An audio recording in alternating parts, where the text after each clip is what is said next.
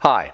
Like I promised in the last video, today we're going to go through a little bit of the physics, but mostly the engineering and the design that allowed us to construct this air-powered bike. And then after that, because last time we just drove it around a little bit, we're going to be doing some high-speed tests just to show you how fast this thing can really go or how fast we're willing to drive it. And for those of you that just want to see the thing perform, you can click ahead.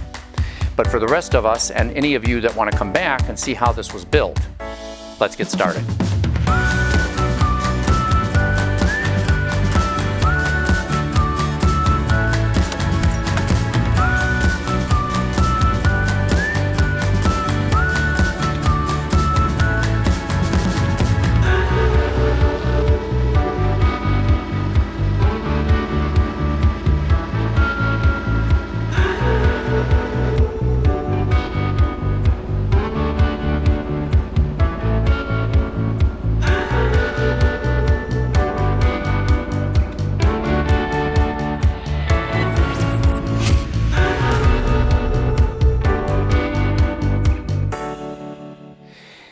First statement is that driving any kind of a vehicle like this with air power is inefficient. And the reason that is that we need thrust, and that thrust must be generated by a force. And because of Isaac Newton, that force always has to be opposed by an opposite equal force in the other direction. Now, when we're moving this thing in a typical manner with a bicycle or a motorcycle or a car, the force is being exerted against the planet. And over a period of time, whatever time interval you want to measure, that force is going to produce momentum in the bicycle, m times v. And momentum has to be conserved. So whatever momentum we're putting in the bicycle, we have to put into the planet. And because the planet is 10 to the 22nd, 10 billion trillion times more massive, the velocity that we end up with in the planet is going to be 10 to the 22nd times lower, almost zero.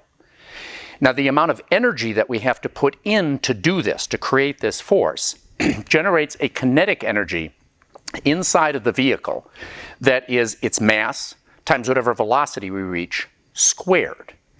Because the planet is so massive, 10 to the 22nd times more massive, the velocity that we reach is 10 to the 22nd times smaller.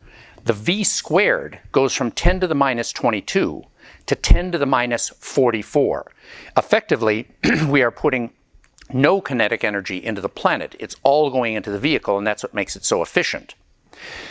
When we're driving any kind of a vehicle using either water from a boat or air with an airplane, the mass of the propellant is not the mass of the planet. It's usually substantially less than the mass of the vehicle itself. So most of the energy that has to be used to drive the vehicle is actually being used up in propelling the propellant.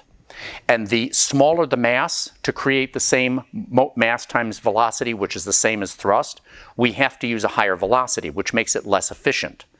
In our original electric-powered fan bikes, these EDF-powered bike, we use two 90 millimeter diameter fans that each have a cross-sectional area that's about 1/60th of the area of this fan. So even doubled up, it has about 1/30th of the area of that fan, making them much less efficient.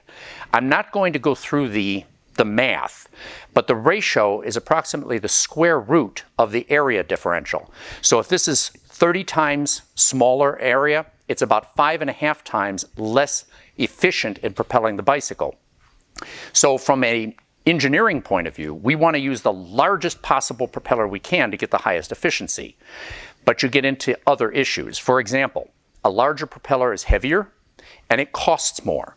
And there are clearance issues because as the propeller becomes larger, you have to mount its center of rotation higher up so that it's not chewing into the ground or kicking up gravel that can abrade the blades. So you have to move the mass of the drive system higher up. This makes the bike less stable because you're putting weight or mass higher up. In addition, you have lateral clearance issues. Your trees, branches, pedestrians. And so you have to balance those two properties, efficiency versus clearance. Sometimes when you engineer things, you'll reach a hard stop, either due to availability or cost. And in our case, A few years ago, we showed you how to build large carbon fiber rotors and propellers for our large drone project. And as a result, we had a large number of these 30-inch diameter carbon fiber propellers available. It's a nice price point. And so we decided to stick with this because when we picked up this warehouse, we also inherited a large pedestal fan that had a 30-inch fan and a 30-inch fan guard, and we decided to repurpose that into the fan guard that protects the blade when it's rotating from debris like pop cans and clothes and anything that could potentially get into the propeller. That also turned out to be free, so that kind of made our decision for us. If you decide that you're going to build this and you don't have that stuff, you can obtain a fan guard, for example, from McMaster-Carr, Grainger, industrial supply houses that will house a 0.75 meter diameter propeller for about $120 a pair. So not too bad. You can even get a larger fan guard than that can handle up to a 0.9 meter propeller. It's a 1 meter fan guard. You can get those from Grainger, but that thing's going to end up costing you about $350. So it depends on just how much you're willing to spend for that incremental increase in efficiency.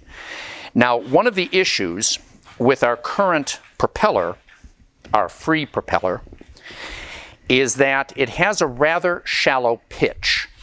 And because of that, it doesn't eat up a lot of torque from the engine to develop thrust. It's very efficient, but at a given speed, it doesn't use up much torque or much energy. So we decided to double it up and form a 4-bladed propeller from a 2-bladed propeller by simply putting 2 blades 90 degrees apart and clamping them together.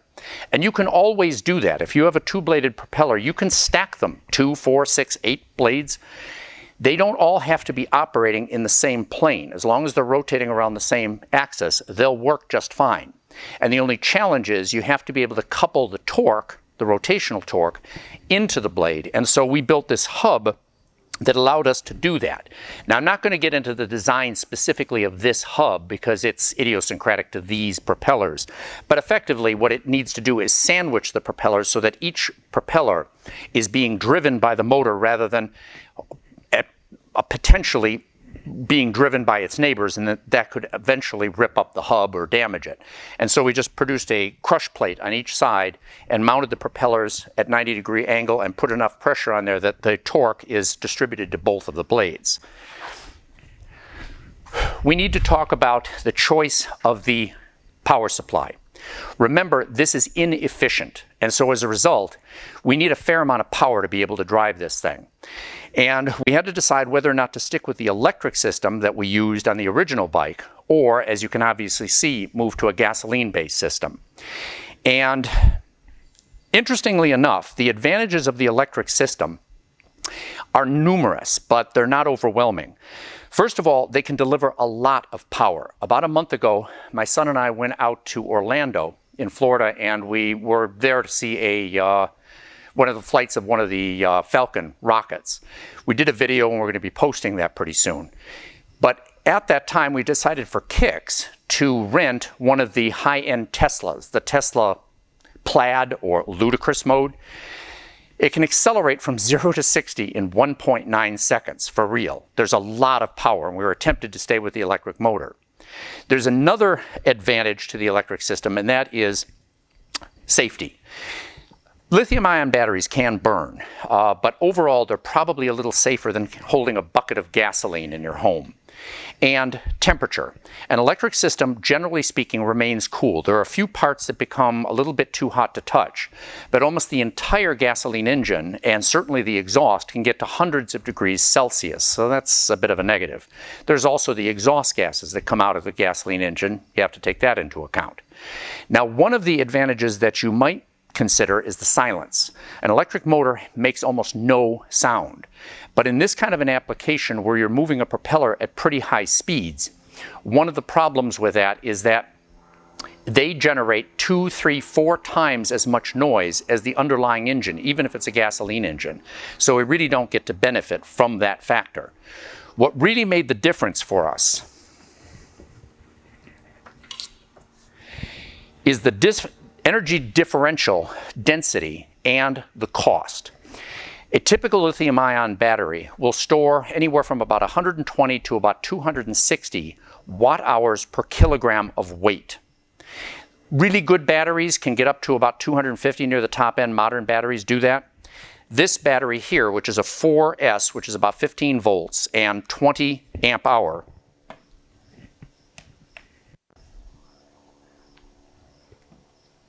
weighs about 1,600 grams or 1.6 kilograms. It's in the middle of that range. The energy density of a liter of gasoline, thermal energy, is over 30,000 watt-hours per kilogram. And even the practical energy of a gasoline engine driven by gasoline is about 3,300 watt-hours per kilogram. So it's about 10 to 15 times the energy density of a lithium-ion battery. You're going to need a lot of battery volume and weight to equal the energy content available from, say, just a couple of liters of gasoline. But the big differential is the cost. A typical lithium-ion battery in a large-scale pack, like say for the Teslas, is about $137 per kilowatt hour. And in small RC type of battery packs like this or an e-bike pack, you're going to be looking at least double that cost. At today's high gas prices, the energy cost for a kilowatt hour of electrical energy or rotational energy out of gasoline is 48 cents per kilowatt hour. That's over 500 times cheaper than the lithium-ion battery, but it gets worse. You have to charge that battery, and you're going to have to pay for the electricity to do that, so that makes the ratio even larger. And in addition, you also have to buy a charger. If you buy a large charger, that could be several $100s more, and if you try to save money by buying a small charger, you're going to have to wait a long time to recharge that battery, or have a secondary battery pack to make that quicker. You're going to double the cost of the batteries again. Now, yes, the gasoline is burned up each time, unlike the lithium-ion battery, but they do wear out. So you're going to have a very large initial investment, and you're probably going to have a decent reinvestment. So that was one of the major reasons why we decided to go with the gas. And for any of you out there that are concerned about, say, the greenhouse gases or the carbon dioxide, remember that globally, most electrical energy is generated, if you're lucky, by natural gas, and if you're unlucky, by coal. It's by fossil fuels. So you're going to be generating carbon dioxide and pollutants, whether it's right in front of you or whether it's 100 clicks away. It doesn't make that much of a difference. And even if you're going to generate it from renewable sources like solar or wind, there is carbon used up and there is pollution produced with the mining of the materials necessary and the construction of the system. I don't think that's an overwhelming decision. So as a consequence, we did decide to go with the gasoline engine. Now, the gasoline engine itself is limited somewhat by the nature of the trike or the bicycle that you're going to be mounting this on. You want a lot of power, but eventually the weight becomes too much with both the passenger and the motor and the propeller and the guard. You can get to a point where you're going to overload the bike. And so we chose to go with one of these medium-sized, smaller engines that weighs about 16, 17 kilograms. We could have gone with a two-stroke engine. The advantage with that is a higher power to weight ratio.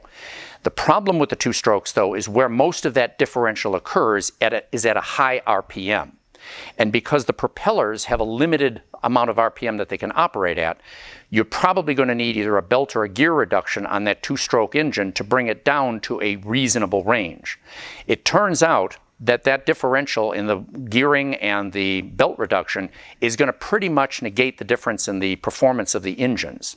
And it means more work and more effort because you can directly mount the propeller to the four-stroke engine while you're going to have some brackets to hold the gear reduction system. Now, the reason there is a speed limit on the propeller is both mechanical. They have a rated maximum RPM based on flutter and centripetal loads. But it also has to do with the maximum speed that the propeller tip can move at. Once the tips of the propeller begin moving between about 0.6 and 0.7 of the speed of the sound, the air moving over the propeller is actually moving faster than that and can get into the transonic range. When it does that, the efficiency begins to drop and the noise levels go way up. And as it turns out, for a 0.75 meter propeller or 30-inch diameter propeller, the maximum RPM is 4,200 RPM. The maximum speed of most of these Harbor Freight engines, these Predator engines or the Honda clones, is about 4,000 RPM. And this engine cost us $159 when we bought it. Even at today's prices at about $199, that's a pretty good deal. Because the crankshaft is mounted with ball bearings at each end, and because of the direct drive, we can simply make this power pack bolt onto the bike, and we don't have to have any additional assembly or any additional weight. Now, the engine itself, the way that we ended up mounting this engine, was a little bit subjective, a little bit of eyeballing it. But to make this easy, we grabbed a piece of 2x6 here and bolted, put a couple of holes in to mount the motor power pack here, and a couple of hooks with some chain, and hung it from an engine lift behind the bike. Then with one person stabilizing the engine so that it's not tipping, the other person rolled the bike back into position to get this in an optimal position. And this is pretty subjective. In theory, you want this as compressed as possible because it makes the mounting stiffer and lighter. But you still have to have sufficient clearance so that the person's head isn't laying on top of the engine. You also need to clear the wheels with the fan guard, and you want the fan sufficiently up that it's not going to be sucking in gravel. And a good rule of thumb there is you want the distance between the tips of the blade to be the radius of the propeller, or half its diameter. So after we sort of positioned everything and got it kind of about where we thought it would look good, we then measured from the front of the mounting plate of the engine to one of the welded-on tabs that come on these Sunseeker bikes that are designed to support a cargo rack behind them. We took that measurement, took an aluminum bar, drilled out 2 holes at that spacing, and then mounted those 2 bars on the front of the engine support plate, and then removed the engine power pack off to the side and leveled the plate. At that point, we then took the measurement from the rear of that support plate and measured down to the second set of welded tabs on the Sunseeker bike. Fabricated 2 more bars to support the back of the support plate. Once that thing was in position, then to lock it in so that it doesn't scissor up with thrust or down with vibration, we added 1 additional bar here between them, forming a triangle. And this locked everything in position and made it super duper rigid. One of the problems with any kind of a single-cylinder engine, however, is that they vibrate. Even if you have a perfectly balanced propeller, there's no way to eliminate that vibration. Because every time the piston moves up, there's an equal and opposite force in the opposite direction, moving the engine in the other way. So the piston goes up, the engine goes down. And that vibration cannot be balanced out by adding weight to the flywheel or the crankshaft, because that balance point is not in line with that axis of motion. So if you were to put some additional weight, say, on the flywheel, so that when the piston goes all the way up and pushes everything in this direction, you have a mass on the flywheel at the opposite position, and when the piston is all the way into the engine and the flywheel is all the way lined up with it, you can negate that vibration. But when the piston is halfway out, that counterweight will be at 90 degrees and off balance. So you'll change a vibration in the motor in this direction, aligned with the piston, to a vibration at 90 degrees. You can't eliminate it. You could eliminate it in 2 opposing pistons or 4 pistons, but the availability of an engine of this reasonable size and weight and cost made it impossible. It was not a good choice for us. So to add additional support, to make this a little bit easier to support, what we did is we added 2 additional bars. Let me bring this around so you can see this better.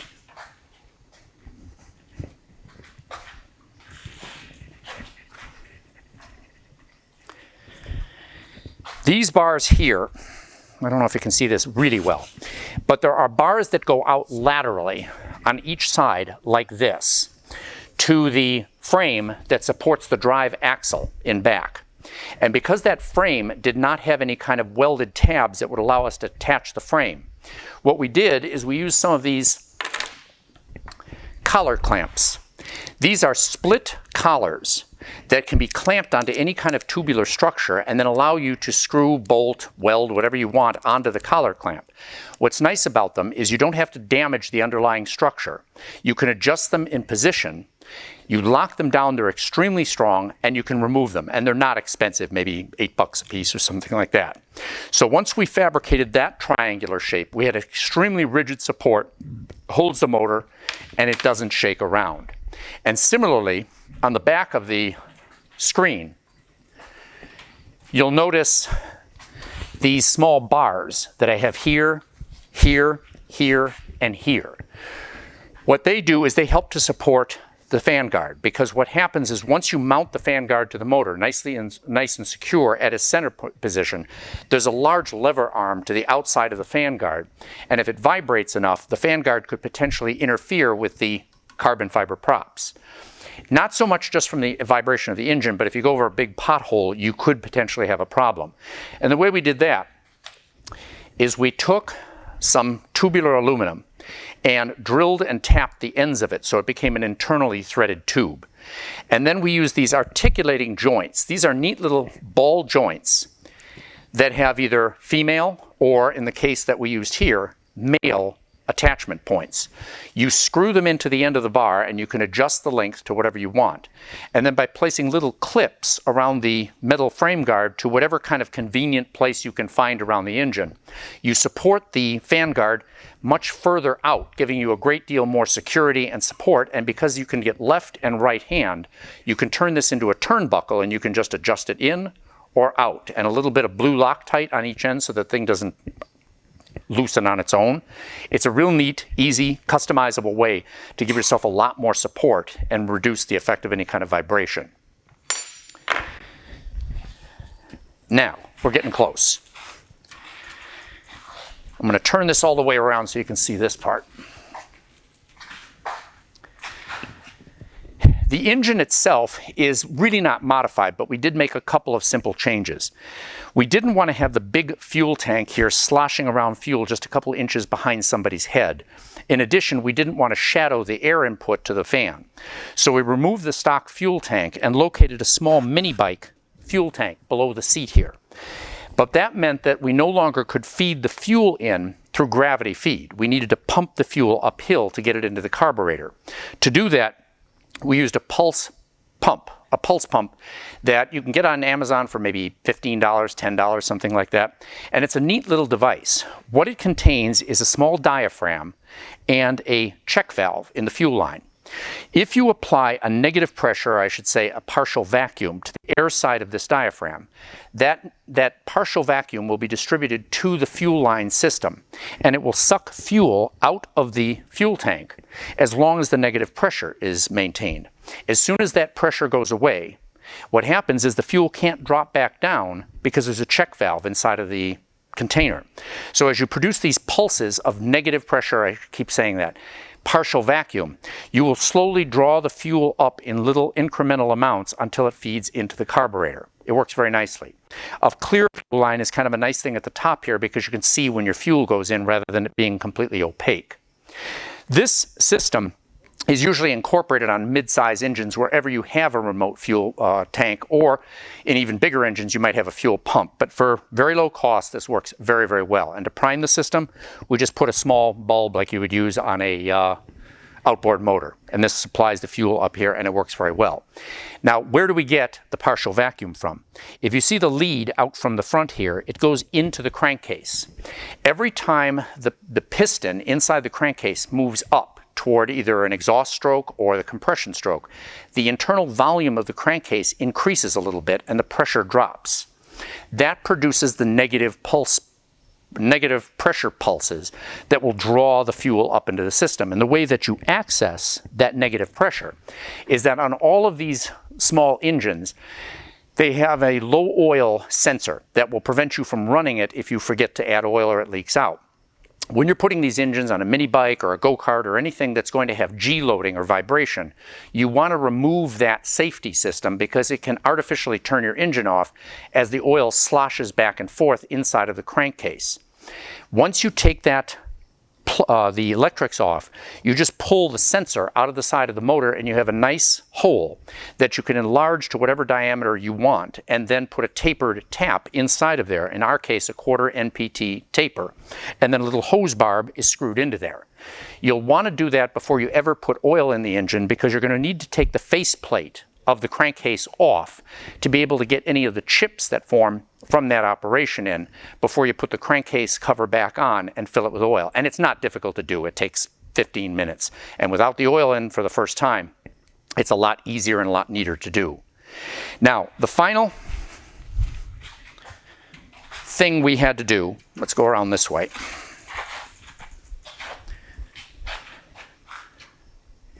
is the throttle. Because the engine is so far back here, we had to get an extra long throttle cable, a little over 3 meters, to run from the throttle on the engine all the way up around the frame and to this thumb-operated throttle. You can use grip throttles. It's up to you. It's sort of a personal preference thing. I like the thumb throttle. It gives me better control, and just my personal preference. But again, you can pick these things up for maybe $15 or $20 on Amazon. Very inexpensive. Final little thing is the brake lock. When you hit the front brake and push the lock down like this, it will hold the bike so that when you're starting the engine, even at 15 or 1600 RPM, low idle speed, it still produces enough thrust that it'll kind of drift off the road. So it's kind of nice to be able to lock this down before you get it started. But that's pretty much it for the engine design. And so now what we're going to do is we're going to do the high-speed runs, and I think you're going to enjoy that.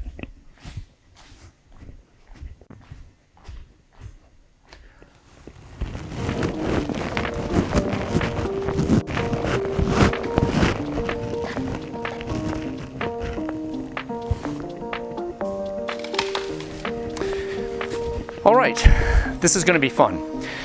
Why don't you go ahead and push the trike down to the end of the road. I'll bring the camera, the audio equipment, and the extra battery, all right?